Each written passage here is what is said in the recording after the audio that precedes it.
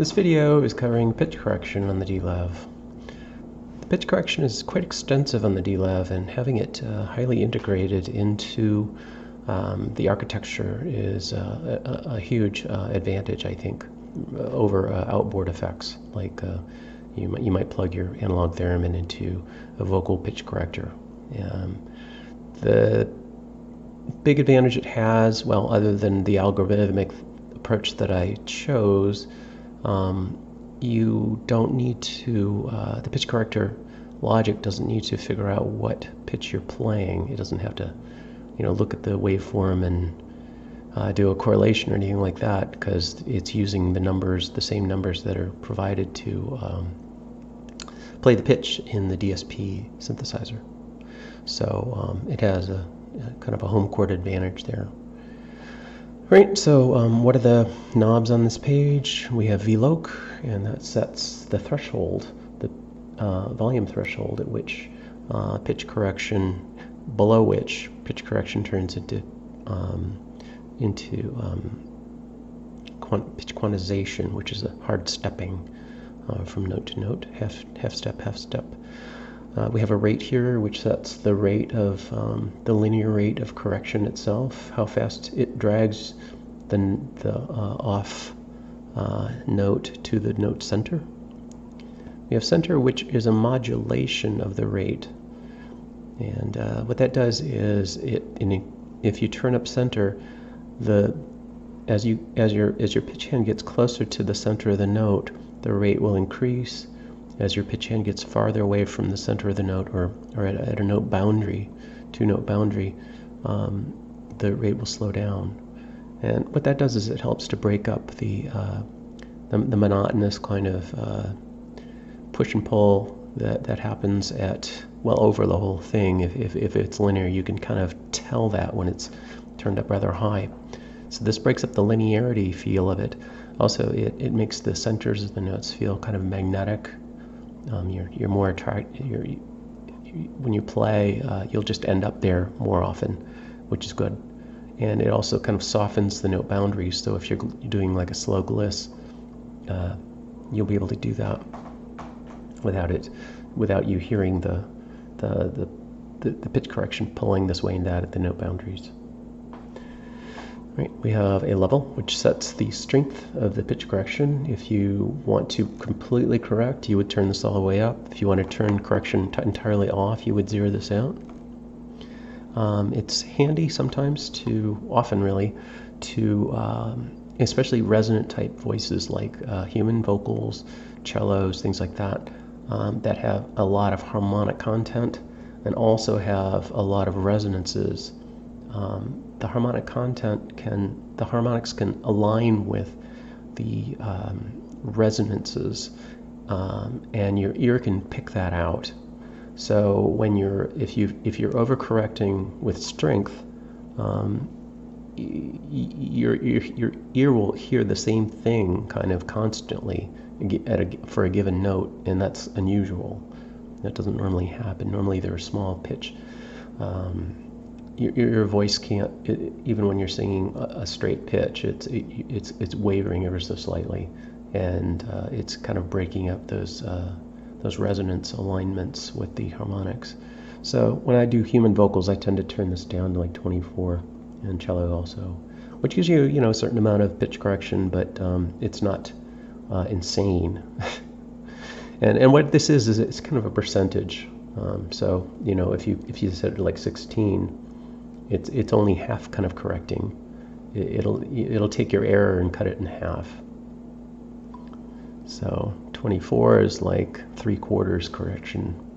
It's taking your error and turning it into 1/4 of the error over time. Span, I just never use this, but it's a feature that shows up in other pitch correctors. If you want to correct only over the more the middle of the note, you can turn span down. If you want to correct over the entire span of the note of a half step, you just leave this at 31, and I just leave it at 31 all the time. If you want to kill pitch correction, you can turn this off, but I just leave it on all the time.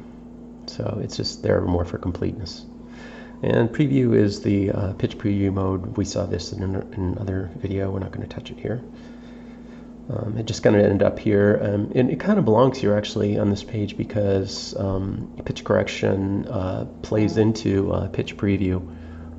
You can use it different modes of pitch preview to kind of accentuate the pitch preview, pitch correction of pitch preview, the functionality of it.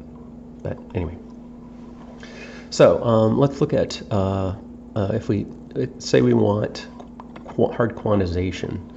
Well, we would turn the rate up all the way so it's correcting as fast as possible, right?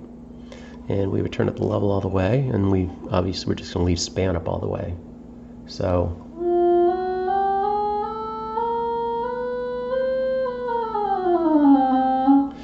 we're getting just hard stepping from one note to the next.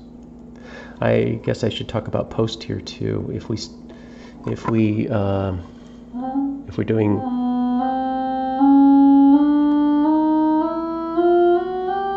so we're getting a continuous, this is pre pitch correction showing up on the note circle.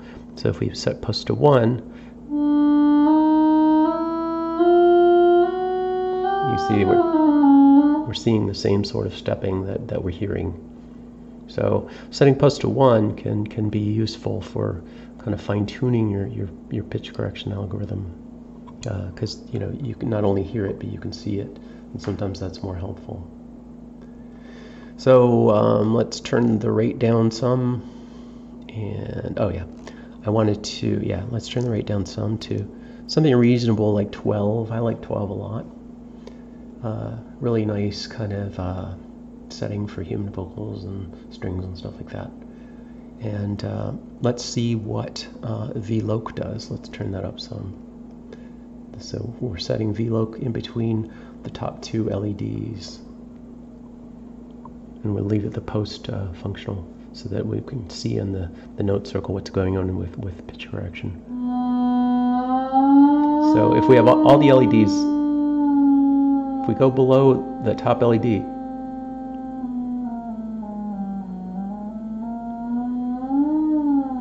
can see that, this is the threshold below which it turns into quantization. What that's used for is when you're playing silently, right? When you're between notes or whatever, you might as well be correcting as fast as possible. So we might set VLOC to, I don't know, an aggressive setting would be 32. That would be between these top 2 LEDs. So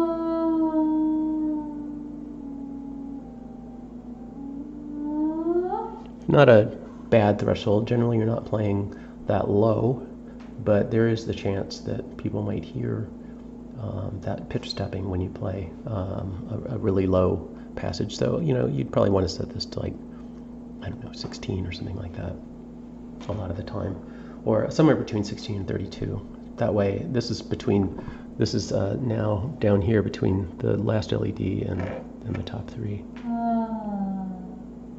And, people probably won't be hearing that. So, but it's correcting as fast as it can when it's silent then. So I guess I wanted to show you too what the different rates do. So 16, here we'll leave it the post functional. Now I'm trying to keep my hand in between right in between 2 notes. And you can see that it pulls at a linear rate as I slightly go over the edge into the next note and back again. So the rate here, the rate control right here is controlling that. If I can speed that up, I can slow it down.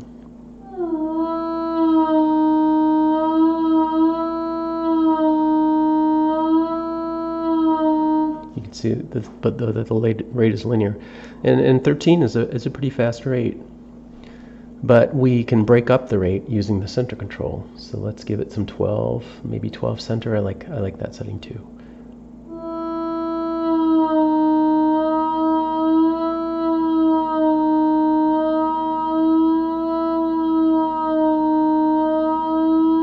So you can see that if I stay between notes, the rate's pretty slow.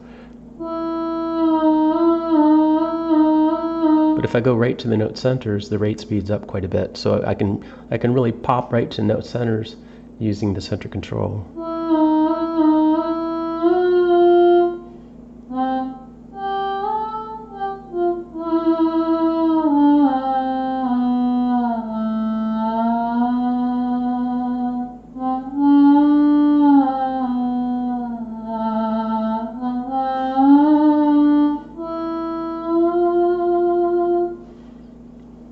So that's with the level all the way up to. But anyway, so it also has a bimodal filter on the rate.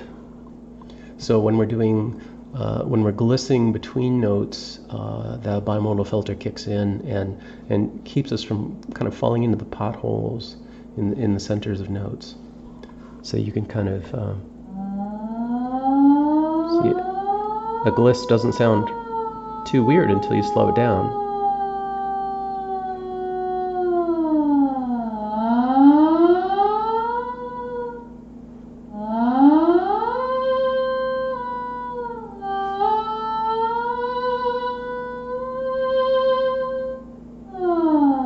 So slow glisses, really slow glisses, you'll hear it, but you know, you can set the rate kind of for the song that you're playing. I mean, if you're playing a really slow song and it's got a lot of really slow glissing, you'd want to turn this rate down.